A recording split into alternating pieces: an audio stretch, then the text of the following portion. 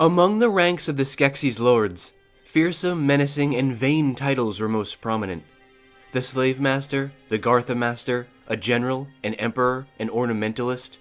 But there was one who remained hidden from the rest, a shadow existing in shadows, an outcast, a lone survivor, and a storyteller. His given name was SkekLi, but his title was far more significant and unique, a creature known only to the most knowledgeable in Thra, the Satirist. SkekLi was never taken seriously by any of the others, and was often labeled as a jester and a clown for his love of the arts. Although he could be entertaining, much like the Podlin choir that sued the Emperor, a satirist had little use to warmongering overlords, and eventually his talents as a performer wore thin. Because of this, and perhaps secretly influenced by his Uru counterpart, he became reclusive and distant, only taking part in castle politics upon favor or request. In the book Shadows of the Dark Crystal, he is a very prominent character, first as a crystal spider who is controlling Tavra, and then later revealing himself as the mastermind behind the SkekSi's and Aratham alliance, something he was immensely proud of. In reality, the small crystal spider controlling Tavra was a creature known as Krychek, who had called upon SkekLi to assist them when Tavra initially arrived at the caves of Grot. It is uncertain when the spiders aligned with them, but it was clear that the spiders were loyal to the SkekSi's by will, mostly due to SkekLi's ability to control through words. SkekLi was utilizing these spiders to cryptically take over Gelfling bodies in order to infiltrate and uncover valuable information. Emperor SkekSa was obsessed with locating the Drenchen twins Naya and Gurjin, and he had tasked SkekLi with assisting in the search. Krychek used Tavra's body to spy on Naya, Omri, and Kylan during their adventure, which would eventually lead them into the caves of Grot to locate a bellbird bone which they needed to spread their message across Thra. Upon entering the caves, Naya and Omri were captured, leaving Kylan to meet the satirist face to face alone. SkekLi was a tall, thin-framed reptile, clad in a black and red cloak with ornamental and embroidered fabric. On each of his bony fingers he wore a ring, each connected with a web of silver chain, and decorated with silver charms all over his body, which he also wore on the side of his head with a pair of narrow feathers.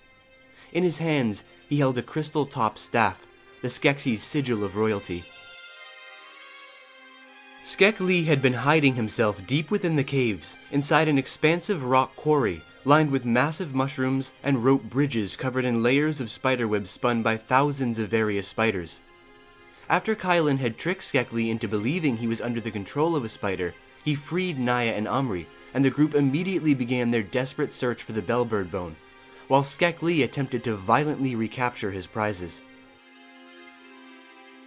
The bellbird bone was not only a very vital tool for communicating the Song of Thra, but would also drive away the crystal spiders and hopefully stop SkekLi as well. Although Omri was able to successfully find the bone and get it to Kylan, Kylan's note was only enough to stop the spiders, but unable to overtake the satirist, who was seconds away from smashing Naya into the ground.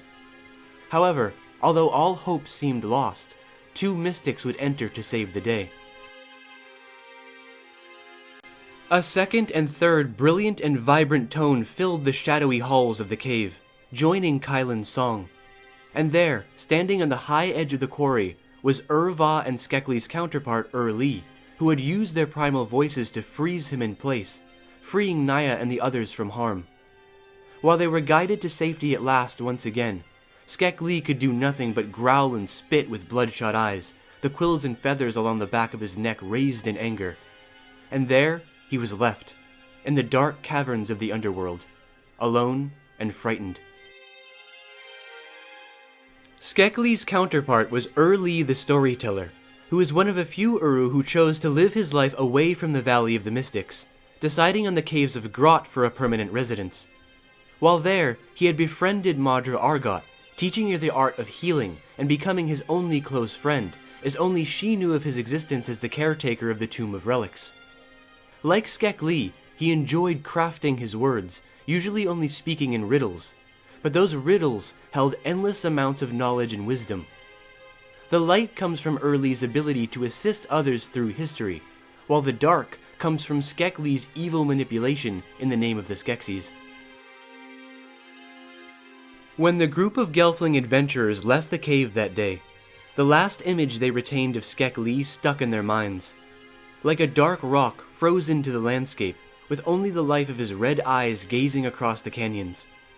At some point in his life, SkekLi realized he would forever be an outcast, and for that reason, alone in the world of Thra, a wayward creature of the kings and queens of the Crystal Castle. And so, this was his fate realized.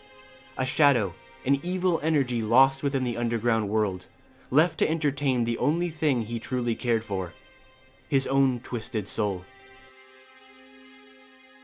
Well, my friends, that's going to do it for my biography on the clown and jester of the Crystal Castle himself, SkekLi the Satirist.